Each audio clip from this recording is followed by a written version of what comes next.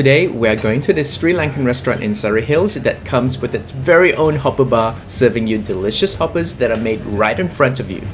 I'll say it once and I'll say it again. Sri Lankan cuisine is criminally underrated in Sydney. It is a unique blend of many cultures that include India, Indonesian and even Dutch, resulting in a highly varied cuisine that is unlike anything that you've ever had before. Hey guys, it's Steve from the Fat Life Project. Welcome back to my channel. I'm primarily based in Sydney and have previously been to Sri Lankan restaurants in Sydney such as Dish by Sri Lankan and also Candy by Sri Lankan Bites, both in Glebe. I have absolutely fell in love with Sri Lankan cuisine and have since been on a mission to find the best Sri Lankan restaurant in Sydney. The Fold by Sri Lankan in Dulwich Hill has long been an Inner West favorite. It has been on my list for the longest time, so imagine my dismay when I found out they were closing way back in July. I immediately rushed to their website to try to make a reservation when I read the news, but it was like getting my hands on a Taylor Swift ticket. It was impossible to get a booking. Thankfully though, this closure was to make space for their brand new restaurant in Surry Hills called Kurumba, and that's exactly where we're headed to today. So come on, let's go check out Kurumba. Kurumba is located on 555 along the super trendy Crown Street in Surry Hills. It is a roughly 5-minute walk from the Surry Hills light rail. They are open for dinner from 5:30 to 11 p.m. Mondays to Saturdays, but also open for lunch from 12 p.m. to 3 p.m. on Fridays and Saturdays, as well as 12 to 4 p.m. on Sundays. As always, I have included the Google Map pin in my description box so that you can plan your trip accordingly. Kurumba is a family business that prides itself on personally serving their customers. This, by the way, explains why they didn't retain their super popular Dulwich Hill venue. The restaurant is headed by executive head chef Ogi, who has over 35 years of experience. We were warmly greeted upon entering the establishment by the matriarch of the family, Dilki. We also saw her son Jason at the bar, who personally made our hoppers. By the way, did you know that Jason also used to work at Franca Brasserie? Speaking of Franca, Jason's brother Traven is also managing Kurumba together with his current duties as the executive pastry chef at Franca, Pala and Amorica. Yeah, I've been to all three. Knowing all of this, I walked in with high expectations. At around 23 dishes, the menu itself is not too expansive, but I can already spot some Sri Lankan favorites. Also, what's really interesting about the menu is the combination of more authentic Sri Lankan dishes together with some modern dishes that are clearly inspired by Sri Lankan food. We had to start off with some short eats, which is an integral part of Sri Lankan cuisine.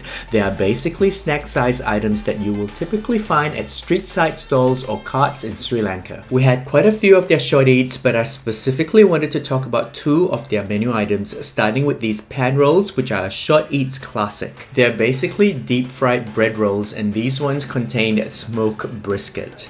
The highlight of this dish though was this tangy pineapple ketchup. It really just elevated what was already a delicious pan roll. The other short eats item I would recommend here is a modern interpretation of a classic short eats puff, and the quality of the pastry will seriously blow your mind.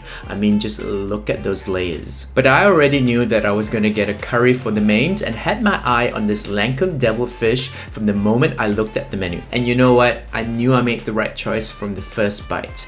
One of the things that never fails to impress me as far as Sri Lankan cuisine goes is the intricate blend of spices that go into each dish, and this deviled fish was no exception. Highly recommend you pair this with some of their roti or their rice, which was fried with raisins, cashews and onions. It was so darn good. We also had two rather authentic vegetarian dishes which I wanted to briefly talk about, starting with this Kadju aka Cashew Curry. The strong turmeric and coconut flavors made this curry so delicious. We also had the Eggplant Moju aka Sri Lankan eggplant pickle that is sweet, sour with a hint of chili. I am not the biggest fan of eggplant, so I was actually quite surprised at how much I like this. But you can't go to a Sri Lankan restaurant and not get a hopper. You may recall that I mentioned this venue has a hopper bar. Yep, that means that you get to see hoppers being made from scratch right in front of you as you're seated at the bar enjoying your cocktails. More on that later. What are hoppers out here, you say? Well, hoppers are a thin, bowl-shaped crepe that are shaped just like the pan that they're cooked in.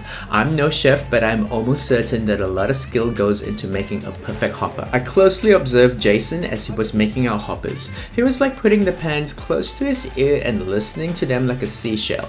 I'm guessing this is to tell if the pan is hot enough. At some point, the sounds made are just right as he then proceeds to pour in the batter. As hoppers are thin like a crepe, you can't cook it for too long. And just when the hopper is about to be fully cooked, an egg is cracked in if you're having an egg hopper. The hopper will come out of the pan with just the slightest bit of char on the outer layer. I mean, all of this clearly means that the entire process needs to be perfectly timed. Anyway, our egg hopper was perfect. It was seasoned with just some salt and pepper and served with some Lunu Miris, Sambol and Seeni Sambol. If you've never had Sri Lankan food before, seriously make this the first dish you try.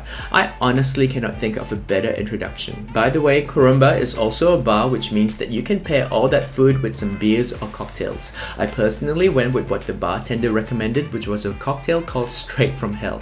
It comprises a rather unique blend of coconut, green chili and tequila. I didn't know what to expect, but honestly I quite liked it, and I'm now looking forward to trying out the rest of their cocktails. They're also family friendly and serve a host of non-alcoholic mocktails, FYI.